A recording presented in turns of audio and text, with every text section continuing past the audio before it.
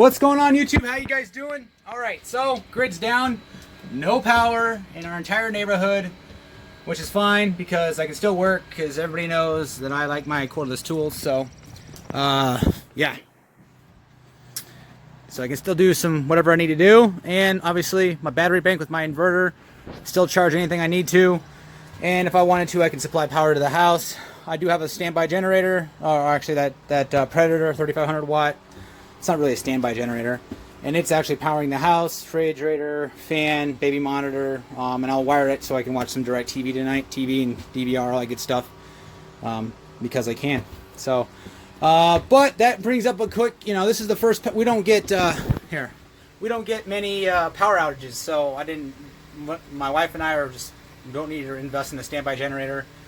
Not in this house. We're going to be out of this house sooner than later. Next house will have a standby generator, and obviously solar. This will have solar, so we won't be out of power for anything. But brings the question, if your entire grid goes down, how prepared are you? I know this is not a prepping channel. I do follow prepping channels. I am not a prepper, but I do believe in being prepared for minor things like this. If you're in the South Florida, you probably should be prepared for hurricanes. Just saying. You don't want to be that guy that's going to the supermarket and there's no water. Just saying. Or if you're up in Alaska and it's, I don't know, an earthquake happens or it's hot out and you need to wait in line for 6 hours for a fan, probably your fault. Just saying. You should be prepared. So, anyways, that brings up a question. How prepared are you? There's a bunch of cool prepping channels out there. They kind of go way too in depth, way too. I'm not all about that. I'm not about that.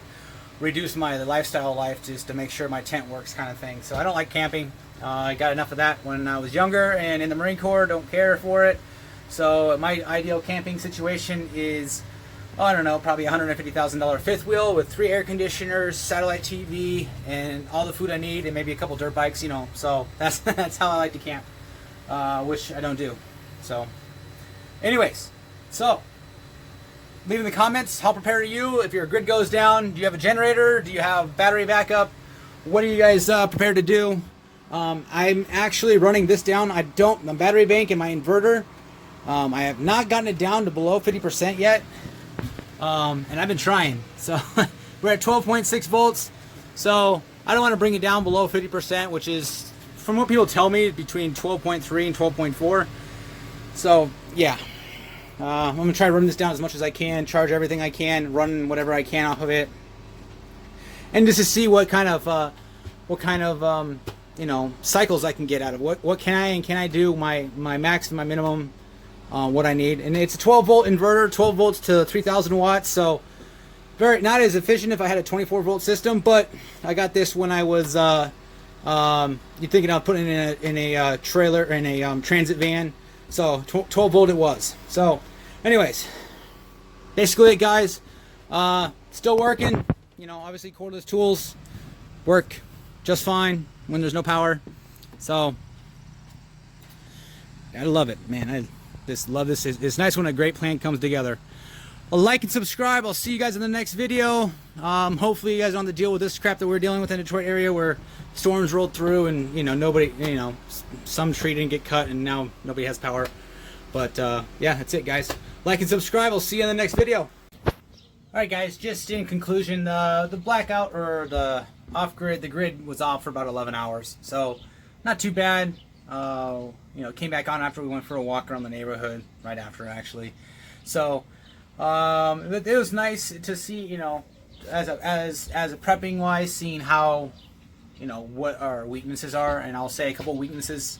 Once the grid was down, the cell towers were pretty overwhelmed. So my wife's phone didn't work right away, and it was just, information was kind of slow to get to you. So yeah. So we went and bought some walkie-talkies just so we had instant communication. And then we did, the water for our daughter. Obviously, we couldn't filter it because, the grid's down. So we didn't have enough, baby water per se. So we went and got some of that as well. My extension cord inventory was a little lacking as well because obviously I don't use extension cords very often. Went and got some more of those just in case. Generator worked just fine. It was powering up what we needed it to. So I'll show you. Got these right here. X-Talker Midlands. Looking forward to powering these babies. It says 40-mile range. I guarantee that's line of sight 40 miles, which obviously you're not getting 40 miles out of these. If you're like at Mount Everest and you're looking down and you have a straight line of sight down 40 miles to a valley, then maybe. But that's about it.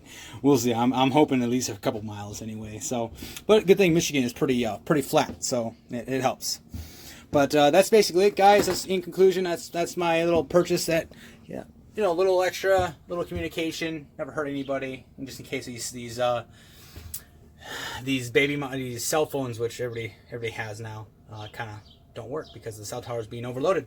All right, like and subscribe. I'll see you guys on the next video. That's just kind of a random video, really, I know. So, talk to you later.